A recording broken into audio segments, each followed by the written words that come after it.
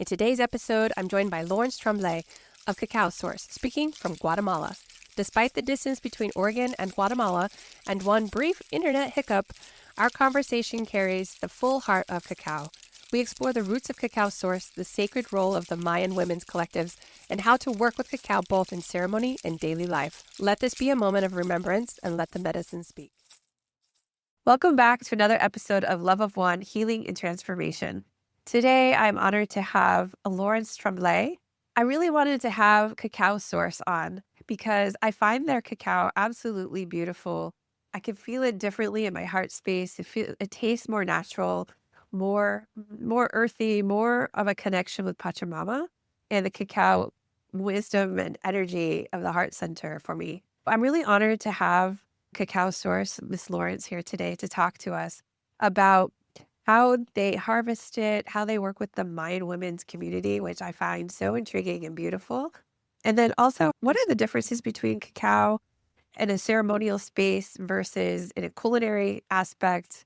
And how might we at home be able to utilize cacao as well? Laurence, thank you so much for joining me today. I am so honored and privileged to have you here to tell the story about Cacao Source and talk a little bit more about how others can use cacao in their daily practice or ceremonial ways.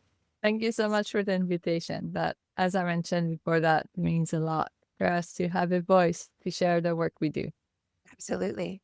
I think it's good if we just dive right into the story about Cacao Source in particular, how you got started in that, and then we can go from there. We were 3 co-founders, and we each have actually our story of how we end up meeting and how we end up working with cacao. But on my side, my passion was always with the social aspect of it. So I work in different NGOs and social projects across the world before I arrived in Guatemala. And I always got very passionate on creating models that were holistic. So there was always something missing. I was working with an NGO, and then we would use plastic cups. So, the environmental aspect wasn't necessarily touched. Or I would work with retreat centers, and then the social aspect was not really touched. So let's say we have that gorgeous community. We're doing all these amazing practice with the environment, doing permaculture, but then there's a separation with the local community in which we're living at. So there was always this link missing. And when I met Jordan and Dorothy that co-founded Cacao Source with me, they shared the dream. And they're like, Laurence, we want to connect cacao to the source, because they were more into the ceremonial aspect of it already. And they would go to certain ceremonies or events, and both of them, Dorothy is an ecologist and Jordan is, I don't know how to describe him, but he walked through a horse caravan through Mesoamerica for some years and had a chocolate shop on the Caribbean side of Guatemala. And so they were both very connected with the land, with the people, where the land came from. And they would ask, where is cacao from? Where's your cacao from? They would go through ritual, and oh my God, this is so amazing that there's that beautiful circle of sharing cacao and community. And that aspect is so incredible by itself, because it unites people. And this being said, when they were like, okay, but where's your cacao from? Because we want to connect with the farmers. And most people at that time, we're talking about 6-7 years ago, did not know where the cacao was from. So there was these spiritual gatherings, but with no connection to the farmers. So the idea was, how can we connect these worlds together? How can we include the farmers, the environment, the trees in the ceremonial process? And then when I connected with them, and it resonated so much with that aspect, and it kind of was that click for me of, wait, you can work, like by working with cacao, it's a bridge with the environmental. So my inner self is like a little environmental social activist, and it needs to be part of my work. And so cacao has this strong environmental potential of really facing it, working with it. And the same with the social aspect and the financial aspect and the community, holistic, spiritual lifestyle, So it's just really that checklist that it checked all of it. And I was like, wow, there's something here. There's something to work with here. So it was that, for all of us, it was that perfect synergy. We were very complementary. were very different. Most people never understood how we worked together because of how different we were. But that's really what made Cacao Source, was that inclusion of differences, of diversity. And then we were able to create a beautiful project, and so many people joined in. Cacao Source is so much more than just us three. It grew to a beautiful group, to all the farmers. We spoke about the Women's Collective as well. They're a very big pillar. And also all the distributors we have, because we work in Guatemala. We focus in Guatemala. So without our community that is international, we couldn't do the work we do either, because we would need to spread our focus. We would need to be in USA, in Europe, in Canada, and we would be so spread. But then, because there's such a big community around us, we're able to really focus on the work we do with farmers, with Women's Collective, with the production of the ceremonial block, of how to make them as delicious. It's so special. That block is so rich. Yeah. And, that pure ceremonial block. So really focusing on that production while we can collaborate for all the other work we want to do. And we're stronger this way. It's beautiful. Yeah. I've been in and out of the corporate world for 20 plus years, and I find that the businesses that work the best are when they do have partners that have collective different aspects that they can bring to the table. It's almost like in my experience, you don't want the same people running the business. Like, you want that diversity, because it's kind of like the yin and the yang, and the polarity of it all. Now all of a sudden you're well-rounded in that aspect. I love that you found that. Not everybody gets to find that. So bravo. And to keep it is also hard. And yes. Oh my gosh. Yes. Yeah. Of course. Yeah. Let's talk about the Women's Collective a little bit with the Mayan culture, because I really find that fascinating how you weave that into your business, and also giving respect back to the land and the culture of where it started. Can you talk a little bit about how that got started as well? Yeah. When we started Cacao Source, we started with nothing came with like a fortune, and we really had and the whole Cacao Source started with collaborations. And we always say we never had investments or debts or loans in Cacao. So it's not totally true, because the farmers invested in us and the Women's Collective invested in us. So the farmers borrowed us 100 pounds quintal of cacao. That bring back the abundance and believing in our project and in our vision. And the Women's Collective did the same. They believed in us. So they processed it first. And then we had the cacao blocks, and then we sold the cacao blocks, and we brought back the money to the farmers and the Women's Collective. And we did it this time with 200 pounds. And we grew really from scratch, but with the Women's Collective and with the farmers. And so we always say in Cacao Source, there's 4 pillars. There's the farmers, there's the Women's Collective, there's Cacao Source, the core leadership team, and there's the distributors, the international community. And without one of these pillars, the project just doesn't work. It's just not Cacao Source. So the Women's Collective is definitely one of these pillars. They have been processing the cacao since the start of the project. So the idea was, how can we create a model that creates abundance that can go back in the hands of people from Guatemala? How can we optimize that amount that goes back to the people? And so using machine is actually cheaper. So working with indigenous people, it's not like a way of, we're going to cut costs. No, it's the opposite. It increases the cost of our production, because machine is so easy and cheap. And that's why we use machine in our days for the processing of the cacao.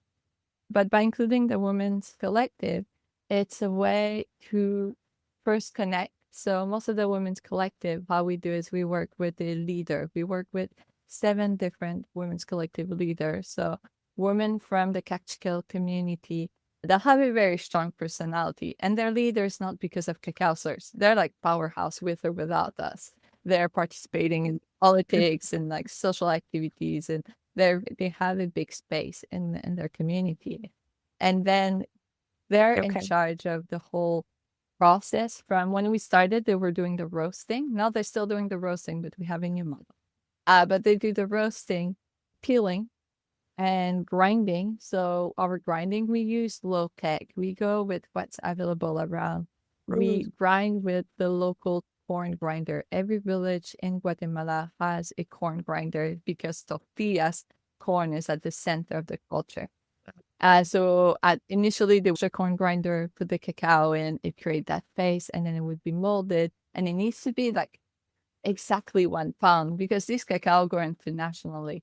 So imagine you as someone in the US receiving a product, and we're so used to consistency. We're so used to have the exact perfect product in our hand that taste and look and is, that perfection, that machine making perfection. But it's all in the hand of Cacao Women's Collective. So that the leader is the responsible one to create a cacao block to the molding, and then it goes back to our production space. And within the peeling part, they have a team. So they work with different women, and I'd encourage always to work with single mothers or women that can't have necessarily a job, that can have a schedule, because in the peeling, they are their own boss. They are independent from Cacao Source. So the women's collective also can have they they don't they don't work for us. They work for them, and then we collaborate. So they choose how much they work, where they work, when they work. They're responsible of they choose, So for that's a gift sometimes because you can't commit to a work schedule. So to have your economical independence is very challenging when you have 3, 4 kids around. So the peeling can be done with the kids. It has more flexibility. I think that's why I find it so beautiful because I am also a single mother of 4 children, and I can see where in different cultures, they don't always have an option to do something at the home, right? Outside the United States, that just gets a little more challenging. I think that's another reason why I find it so beautiful that you're working with them in that aspect so that they can bring resources home as well while they're still taking care of their families. I love that. I want to talk a little bit about the cacao in itself. So there's lots of different types of cacao trees, correct? Is there like 3 different types of cacao? And maybe we could talk about that and then kind of move that into what's the difference between ceremonial purposes versus culinary purposes? Just so we can clear that for listeners, because I still get in my community, what is cacao? What's the difference? So I think it's a good place to weave into. There's a lot more than 3 types of cacao, but there's 3 main types of cacao. So, as we like to generalize, put everything in one box. They've came up with 3 genetics. There's the Criollo, which in the world now it's seen as the premium cacao, the one that has the most taste in the seeds. But the problem with it is small and sometimes a bit less resistance to certain challenges, pests and diseases. Then this Forastero usually comes from South America, and it's bigger cost with more seeds and more resistance. But the taste is not as delicious as Criollo. So then they created Pinetario, which is the mix of both. So they were like, how can we bring the taste and the quantity and resistance into one? And then they spread that cacao across the world. But this being said, there's a lot more genetic spectrum in the cacao. You can't just put one or the other. And now there's also cross-pollination. So that's in Guatemala. There's a lot of movement. There was a lot of support from NGOs, and they brought Pinetario in, but here was a line of Criollo. And by Criollo, we're putting it all in one genetic, but there's so many different types of cacao.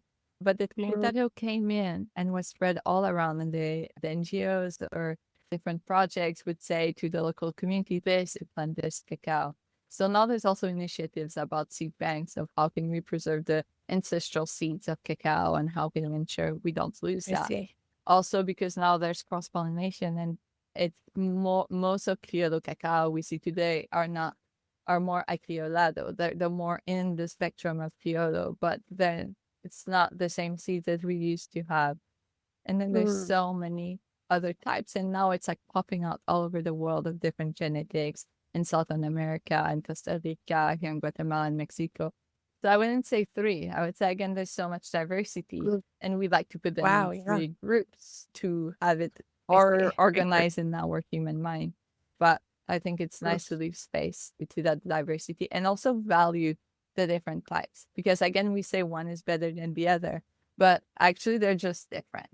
And we like, again, as human to say this genetic is better than that genetic. But no, it all has its qualities.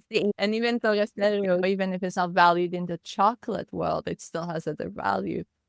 So it really depends on why you intention it. And at the end of the day, you have your cacao in your hand and it doesn't really matter. Your cacao is delicious, so just enjoy it, not staying too much up there. I still get the benefits of it. Yeah. When it comes to your question, I think was more, okay, what difference a ceremonial cacao?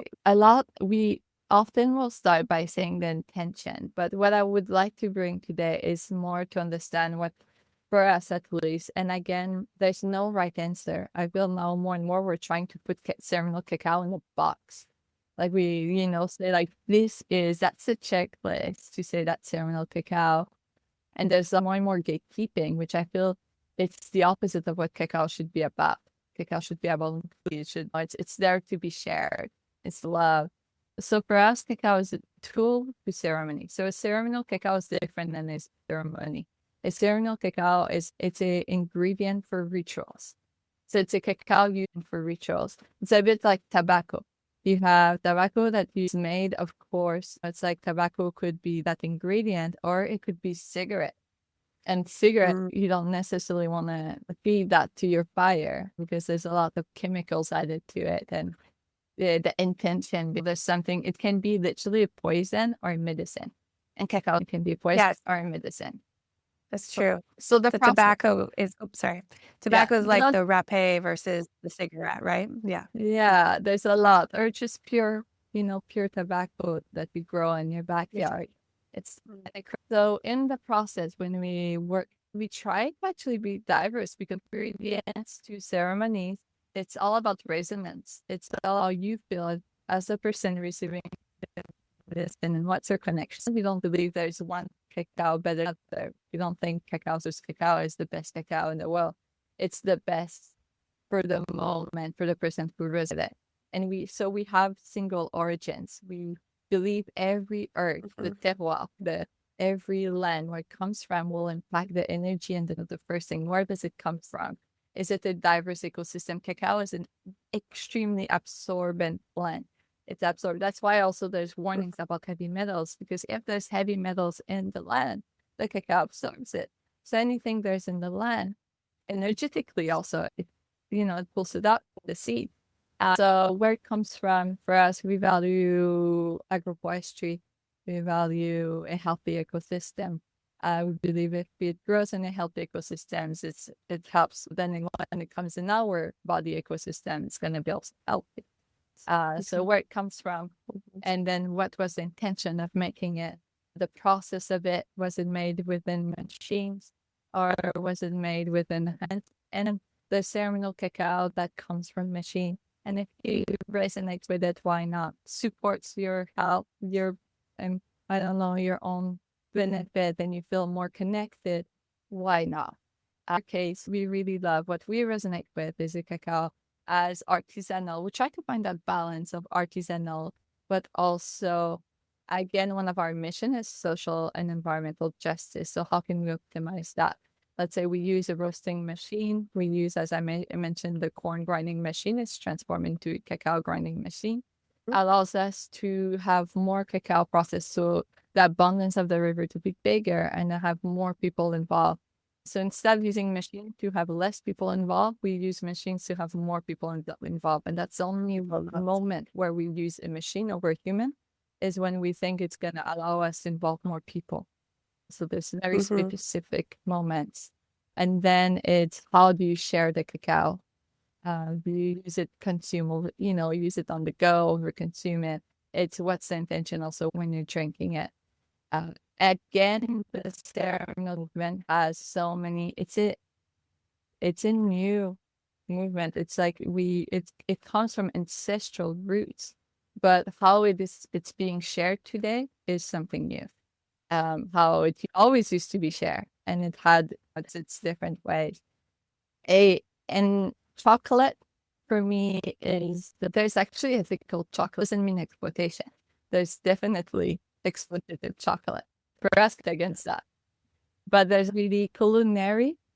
Where in your question, there's ceremonial cacao, there's culinary. The culinary for me is also, but actually you can use ceremonial cacao in culinary world if you want to make it. You can use the best cacao and it's going to change your full experience of chocolate or cacao. There's a whole branch that overlap over there, bringing more intention in the food. Because food is also, so there's separation necessarily, at least for us.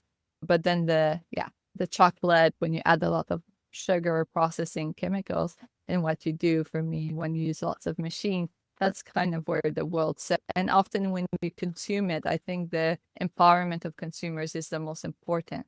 So we often put all of that responsibility into the people who does the cacao. Tell us that it's cacao for ceremonies, but I feel there is also a responsibility for the person who consumes of take a moment and feel if you resonate, trust what you feel inside of you. If that feels like a cacao that brings enrich your life or not. Yeah. Yeah, I think that's why I resonate with the Cacao Source. I can feel energy from anything. And the energy that's in that cacao is so much different. I think you could just feel the love that's centered around it more so, that it feels more pure than anything. And I guess listening to how you have it processed and harvested, and it makes more sense to me now why I resonate with that. And I feel that when I drink it. And everything I find is intention, right? So yes, using whatever intention it is for whatever that ceremony tool is key for sure. Speaking of intention and going into an actual ceremony with cacao as a tool, let's walk through if someone were going to experience cacao for the first time. Is there, and I know because I've been in so many different ceremonies throughout my experience of awakening, that everyone's journey is a little different, but is there some things that you could share with your experience of what people might experience when they sit in ceremony with intention with cacao? Is there a sensation in their body, in their connection to spirit, to their health, just to their embodiment, and that you find to be true amongst most people? So there's different ways to connect with cacao. For us, we differentiate ceremonies from circles, from rituals. Cacao is again, we see it as an ingredient through the work happening. So when we say what do you get from cacao, it really depends who offers it, in what setting, and with what intention, because it's gonna just enhance whatever setting you're in. And there's so many beautiful types of setting you can drink cacao with. We live on Mayan land, so when I think about a ceremony, I think often about the Mayan fire ceremony, which is led by Nakir that we invite in, and they hold the space. And sometimes cacao is an ingredient in it, and sometimes it's not. So it really depends of the setting. When we have groups visiting us, we do circles. Sometimes we do ceremonies that we invite someone in who hold that space. And sometimes we just drink it in a circle that we hold that space ourselves. And we bring the intention of connecting, of uniting an intention for a week to spend together, of feeling into the energy of the day. Then we feel more, often it like expands our heart and we feel more connected, especially as a group. It's like, it enhances to it. Large, yeah, it's that intention. It's very magical. I would say a lot of heart. It works a lot with the heart, scientifically as well, medicinal as well, but also it's a mirror to what's inside. Cacao, it's that mirror of allowance and self-reflection. So it depends also what you have inside.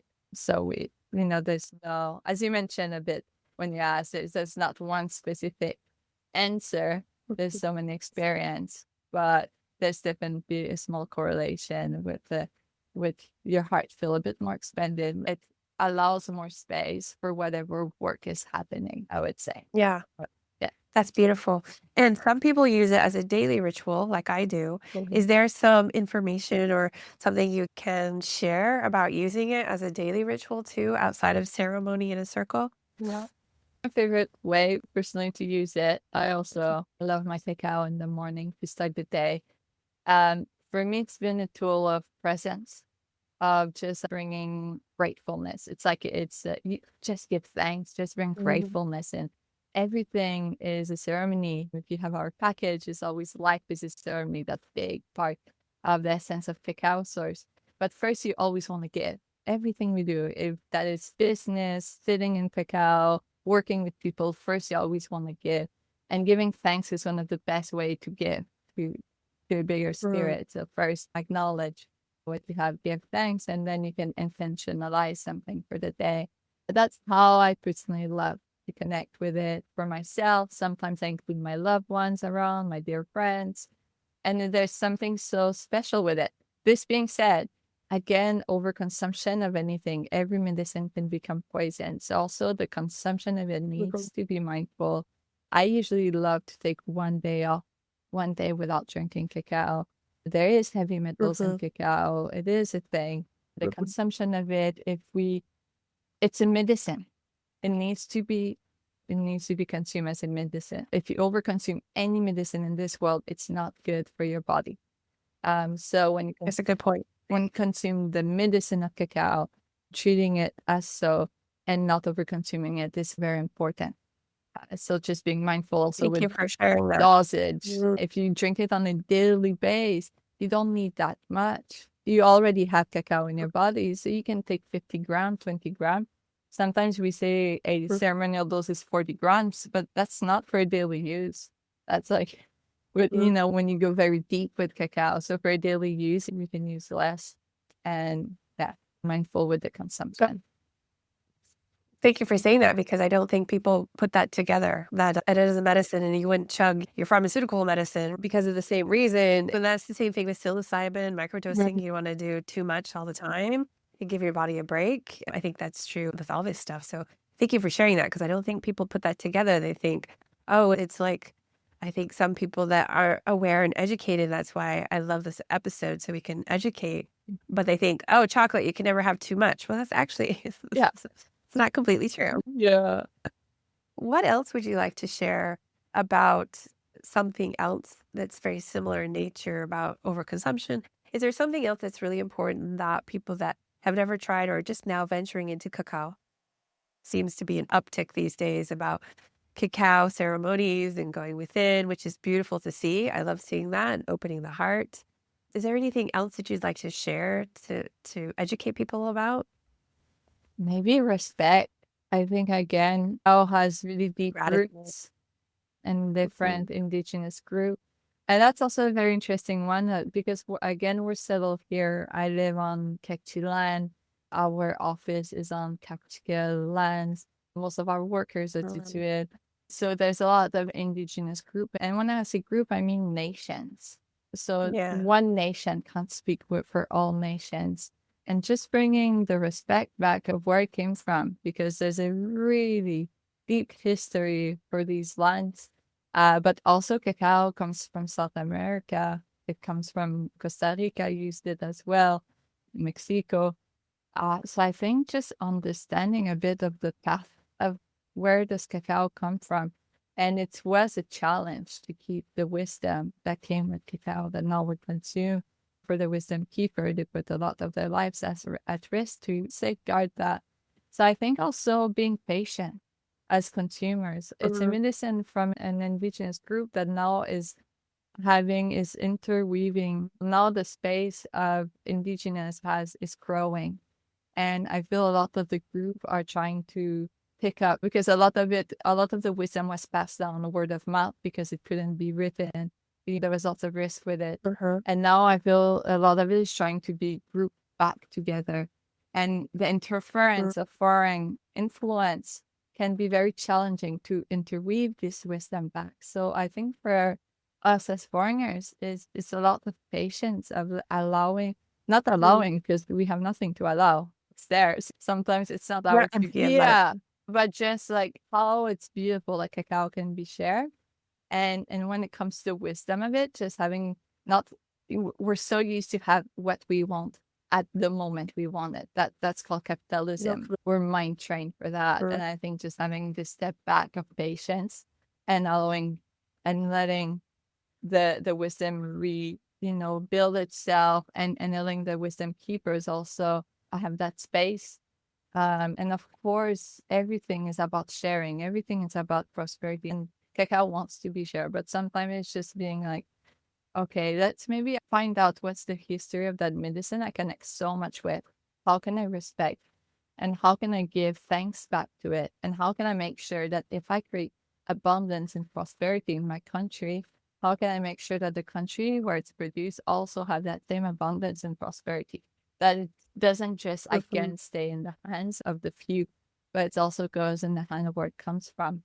So there's a lot of work to be done. And there's not like one good answer to give about that. I think it's a discussion. It's an ongoing discussion with diverse group of people of how can we make sure that we give the respect. So if you're just entering cacao and you're like, okay, how to develop that relationship?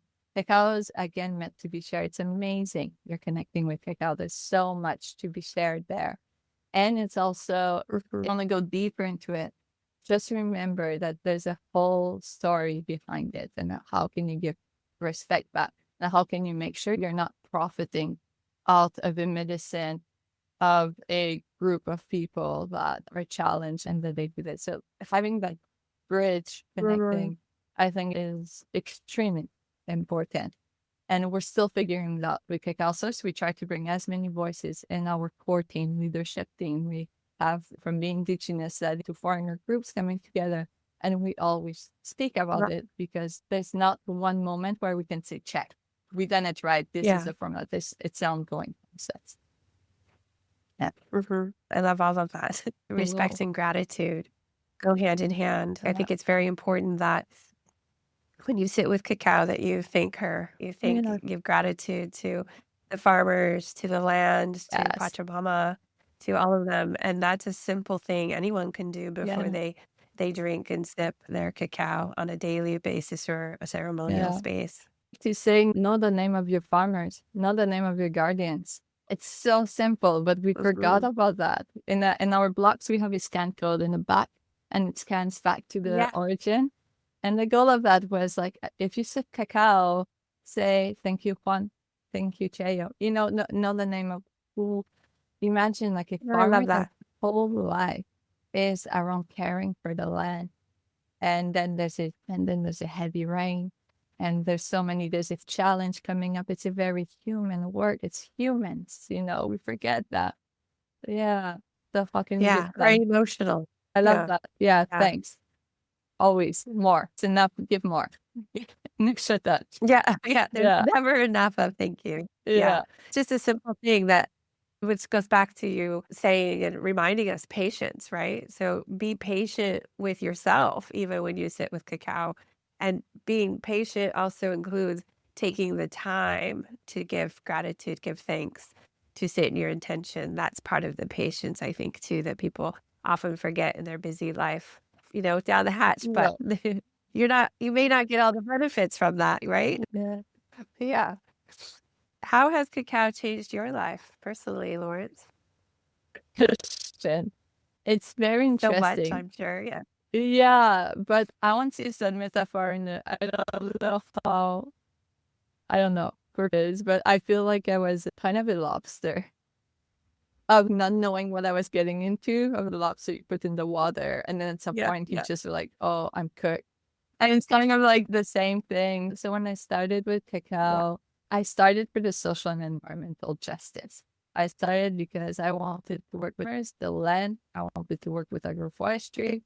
And I wanted to make sure that it was giving back to the people. And that was like my mission.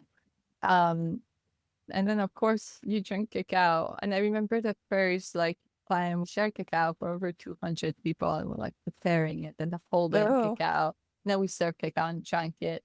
And at the end of the night, my heart was so expanded. I was like, oh, wait, that actually works. And I actually started not even knowing it worked. I love the whole concept around it, but I hadn't had that connection yet with it. And then I was like, what, that works. And then we started giving after years. Now, it's been Cacao Source, I have a 6-year journey now.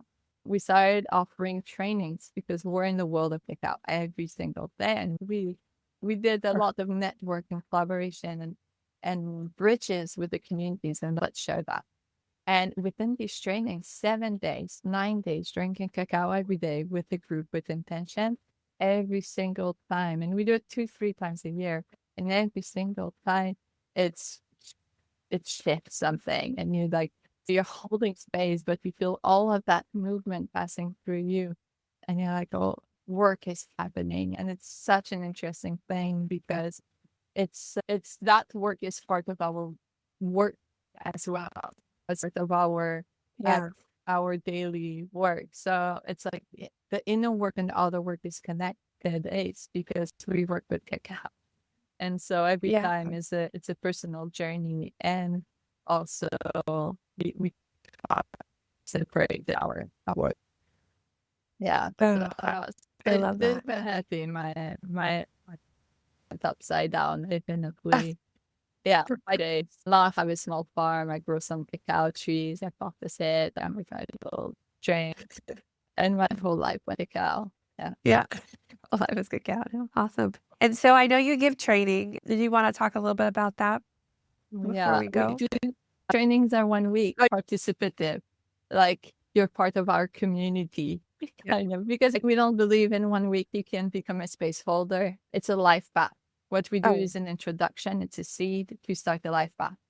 And our trainings, we have 2, 3, or even more now. There's so many angles to cacao, but our main one is the Cacao Source training program. And that one is that holistic view from experimental knowledge and medicine. So it's a very full on 1 week. But you get to visit 2 different farms. So we also invite wisdom keepers, because when it comes to the Mayan cosmovision, we believe it's not ours to share. Again, the Mayans have a voice. Yeah.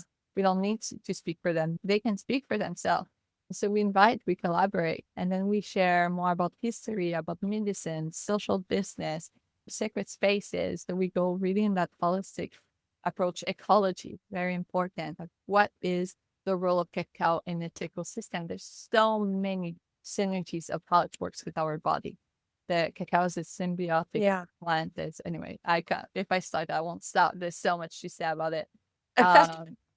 But it's a really beautiful training. A lot of the people who has joined their cacao, or a lot of them now drink it for themselves and share it with their mom and best friend as well. I think one of the key things we try to share in our trainings is to be in service to cacao does not necessarily means to hold space for circles. There's roles, and there's nahuales, and there's energies, and every role is as important. So there's so many ways to be in service to cacao. This being said, holding space is one of the ways, and it's as important as all the others. So that's also a way. But there's a lot of different ways. The trainings is really that exploration of cacao, understanding it, bringing the respect back to it. The jungle immersion is full on how can you just immerse yourself with the trees, with the farmer. We take boats in the Rio. Today we go on that. Then plant trees. How can we care for the trees, the people? So it's a more adventurous and immersive one. And we drink cacao every day, and we process from the seed to the cup on a daily basis. So really, and it's not easy. I don't know if you've ever tried. It's not especially when you're not used to. So we go really from the roasting, peeling, grinding with the matate, to the cup, to the sharing in a circle on a daily basis, going to farmers. That's very immersive, less in the mind. But the other one, sometimes you need that access, that understanding to then connect deeper. So both of them has an approach. We're also now offering production. So our local team created their own training where they share about the whole production of cacao, and it's led our local team for everyone. Some of them have learned English. Some of them will, it's a mix of Spanish and English, and it's understanding really the roasting, quality control, production. So someone who would want to start to make their own block. Again, Cacao Source, it's a model that is meant to be repeated. not to keep for ourselves. We want people to copy us. So how can we give trainings that people can learn to do what we do and do it better than us? And then we have online offerings and cohorts, and we're trying to create more and more accessibility and inclusivity in educational offerings. I took some of your online stuff and it was very informational, and it made me dive in even deeper into my own knowledge of cacao. And I've sat with it in ceremony before, but then taking your trainings, I was like, oh, there's so much more there than just sipping it with intention and space. It's beautiful. So much information. And I know you have a website at sourcecacao.com. Yeah. And that you can also order your cacao online. Anyone who's listening, you can also go there to order your cacao blocks. And it does take a little time, but it's worth it because of the way that they process it. And it's so divine on every level, I believe. Is there any last thoughts that you want to give, Laurence? I really appreciate all of that wonderful information today. I think on my side, that's it. I think the cacao speaks more than I do. And just enjoy a cup. Just go to nature, enjoy a cup, and it's gonna say more than whatever I could share now. Yeah. Oh, love that. That's perfect. And it's true. So thank you very much. I'm so honored again, and enjoy your time in Guatemala and in all of your immersions of cacao. Everybody, you can get all the information of Cacao Source and their social handles and everything else in the description of this episode, as well as the outro of this episode. Thank you once again. That was my honor. Thank you. Thank you. Thank you for tuning in. And to learn more or order cacao, visit sourcecacao.com and follow at Cacao Source on Instagram. If this conversation moved you, please share, review, and keep spreading the love. Until next time, may you walk in gratitude and remember, you are the ceremony.